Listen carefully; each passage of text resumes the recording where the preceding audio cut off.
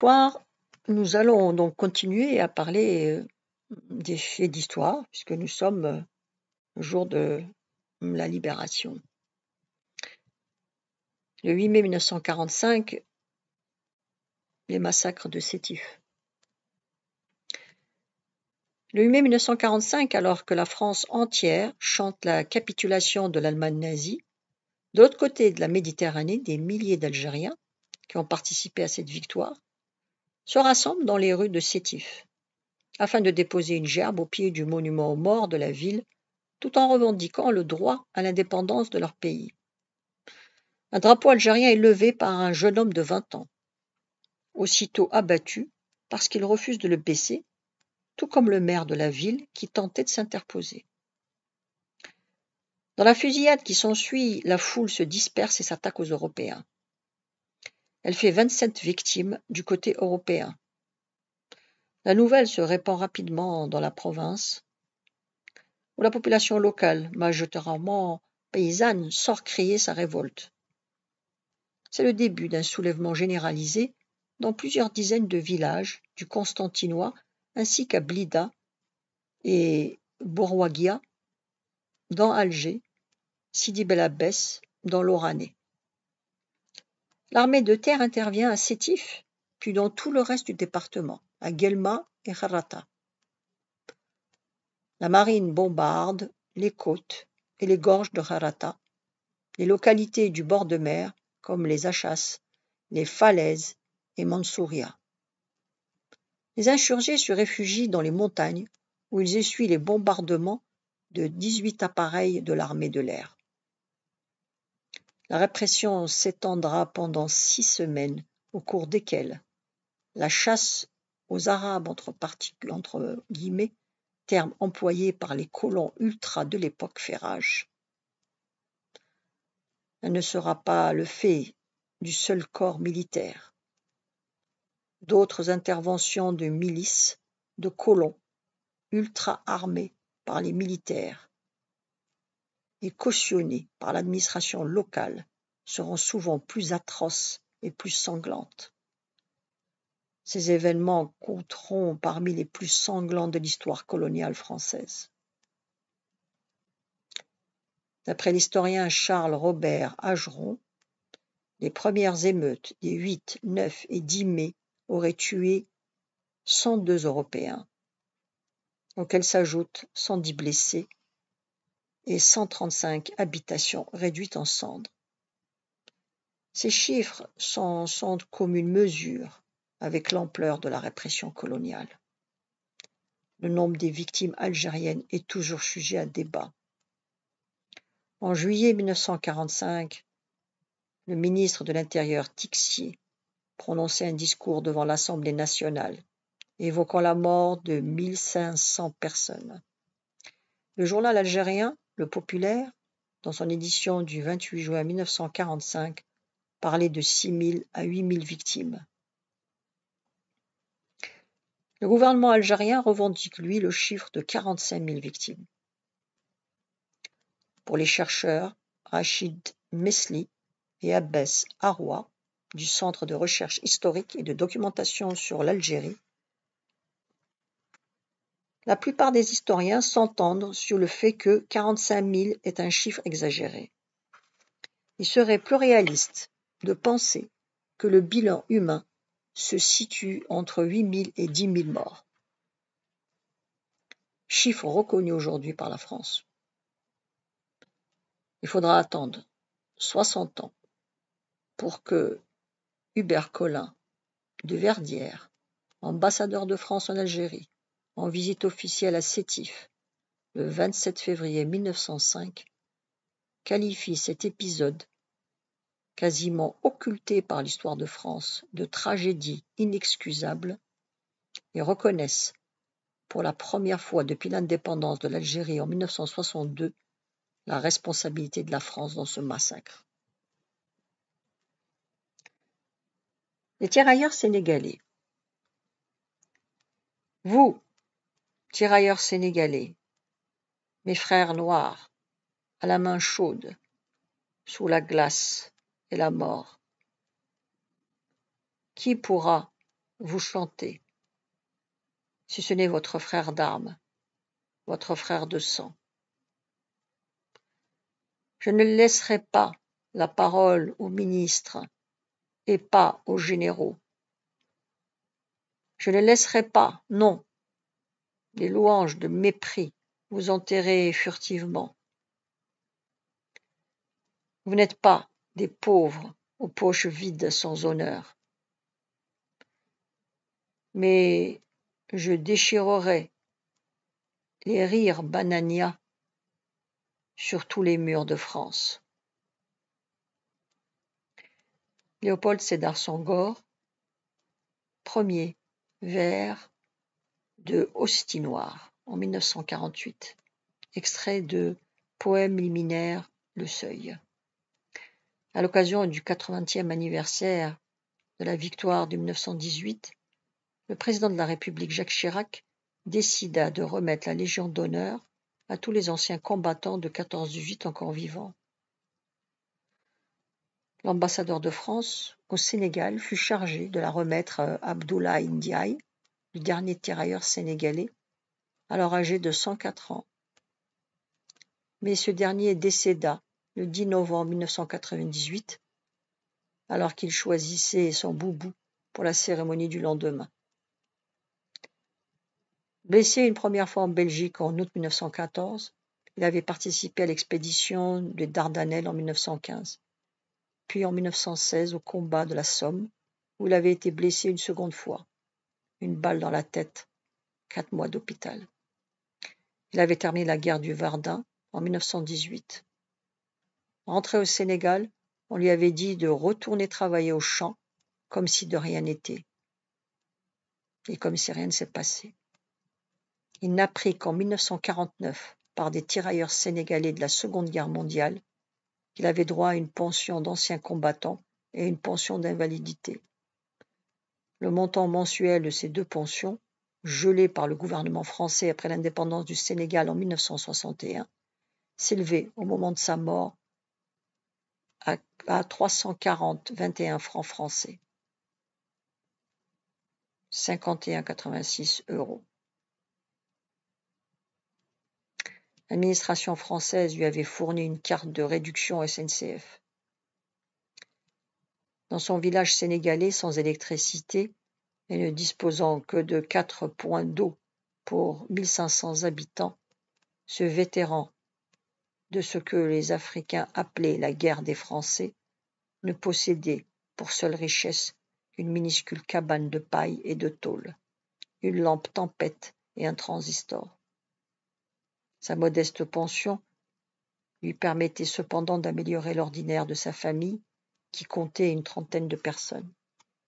Son petit-fils a déclaré au correspondant du journal Le Monde qu'il rêvait de Paris, mais qu'il n'était pas sûr d'obtenir un visa pour la France. Les pieds noirs. On appelle les Européens d'Afrique du Nord pieds noirs. Le port des bottes et des chaussures noires par les conquérants français justifie la naissance de ce terme dès 1830. Le foulage du raisin teintait aussi les pieds de jus sombre. Il peut également s'agir d'une possible confusion entre les locutions arabes homme noir, allusion à l'habit courant du XIXe siècle, et pieds noirs, phonétiquement très proches. La cristallisation des pensions. Début des années 60, la colonisation de l'Afrique s'achève. La France décide alors, conformément à l'article 71 de la loi des finances du 28 décembre 1959, de geler à leur niveau de 1959 les retraites et pensions d'invalidité versées aux anciens combattants de son ex-empire colonial. Il en résulte une situation très inégalitaire vécue avec amertume par les anciens combattants du Maghreb et d'Afrique noire, dont les pensions peuvent être jusqu'à 10 fois moins élevées que celles des anciens combattants français. En 1996, un ancien sergent-chef sénégalais, Amadou Diop, engagé dans l'armée française de 1937 à 1959, puis radié lors de l'ascension à l'indépendance du Sénégal, porte plainte contre l'État français. Il n'a touché qu'un tiers de la retraite qu'il aurait pu percevoir s'il avait été français et réclame réparation. En 2001, un arrêt du Conseil d'État lui donne raison, à titre posthume, jugeant que cette distinction de traitement contrevenait à l'article 14 de la Convention européenne des droits de l'homme. Cet arrêt oblige donc le gouvernement français à réviser la loi de cristallisation de 1959, qui concerne environ 80 000 anciens combattants de l'ex-empire colonial français. Ceux-ci peuvent désormais prétendre à une revalorisation de leur pension avec rattrapage des arriérés. Le montant total s'élève à environ 1,85 milliard d'euros. En 2003, le gouvernement de Jean-Pierre Raffarin s'engage sur la voie d'une décristallisation partielle des pensions qui devrait désormais être indexée non pas sur celle des Français, mais sur le coût de la vie dans les différents pays où résident les anciens combattants. En août 2004, à la veille de la commémoration du débarquement de Provence, un communiqué du ministère français délégué aux anciens combattants annonce qu'une somme de 120 millions d'euros est inscrite au budget 2004 pour revaloriser de 20 à 100% les pensions des anciens combattants originaires des anciennes colonies françaises, ce qui constituerait la première revalorisation depuis la loi de cristallisation de 1959. Le 15 août 2004, Jacques Chirac rend hommage aux troupes coloniales en invitant plusieurs chefs d'État africains à la commémoration du 60e anniversaire des débarquements alliés en Provence. Une vingtaine de vétérans africains sont faits chevaliers de la Légion d'honneur. Malgré cet hommage, la question de la cristallisation des pensions n'est toujours pas réglée. Voilà, c'était un petit peu résumé la situation concernant le devenir et le traitement de ces anciens combattants. Alors je finirai par une chanson ou une poésie, appelons ça comme on veut, que les combattants à l'époque chantaient lorsqu'ils partaient sur le front, qui est assez célèbre, qui s'appelle « C'est nous les Africains ». C'est nous les Africains qui revenons de loin. Nous venons des colonies pour sauver la patrie. Nous avons tout quitté, parents, gourbis, foyers. Et nous avons au cœur une invincible ardeur, car nous voulons porter haut et fier le beau drapeau de notre France entière. Et si quelqu'un venait à y toucher, nous serions là pour mourir à ses pieds. Battez tambour à nos amours, pour le pays, pour la patrie. Mourir au loin, c'est nous les Africains. Nous étions au fond de l'Afrique, gardiens jaloux de nos couleurs, quand sous un soleil magnifique a retenti ce cri vainqueur. En avant, en avant, en avant. Pour le salut de notre empire, nous combattons tous les vautours. La faim, la mort nous font sourire quand nous luttons pour nos amours. En avant, en avant, en avant. De tous les horizons de France, groupés sur le sol africain, nous venons pour la délivrance qui par nous se fera demain. En avant, en avant, en avant. Et lorsque finira la guerre, nous reviendrons dans nos gourbis, le cœur joyeux et l'âme fière d'avoir libéré le pays, en criant, en chantant, en avant. Puissent les générations qui prendront la relève pour la survie de la France ne jamais oublier ce qu'elles doivent aux Africains qui venaient de loin. Journal de marche du 22e bataillon de marche nord-africain. Voilà, c'était un résumé un petit peu de ce qu'il y a autour de ces militaires combattants venus d'Afrique du Nord.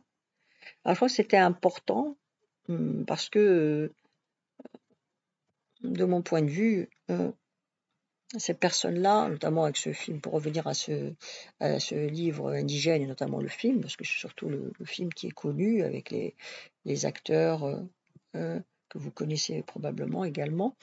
Il a fallu que ce soit quelqu'un donc originaire d'Afrique du Nord, en l'occurrence Rachid Bouchareb, pour mener ce projet-là. C'est-à-dire qu'en fait, il faut pour que les choses puissent avancer, pour faire connaître les choses, il faut prendre des choses en main et ne pas attendre toujours que ce soit l'État ou que ce soit d'autres personnes qui sont pas concernées vraiment, de prendre en charge et faire connaître l'histoire de ces gens, de son peuple ou de ce qu'a fait ces personnes, le sacrifice qu'ils ont fait pour la libération de la France. Et je pense que c'était important aussi de le faire connaître, parce que le cinéma, les livres, c'est important, bien sûr, et le cinéma également, parce que ça permet de toucher encore plus grand public et de faire connaître des faits d'histoire. Parce qu'il a beaucoup utilisé, par exemple, les États-Unis, notamment à travers Hollywood, comme tout le monde le sait. Voilà, bonne écoute et à bientôt, j'espère.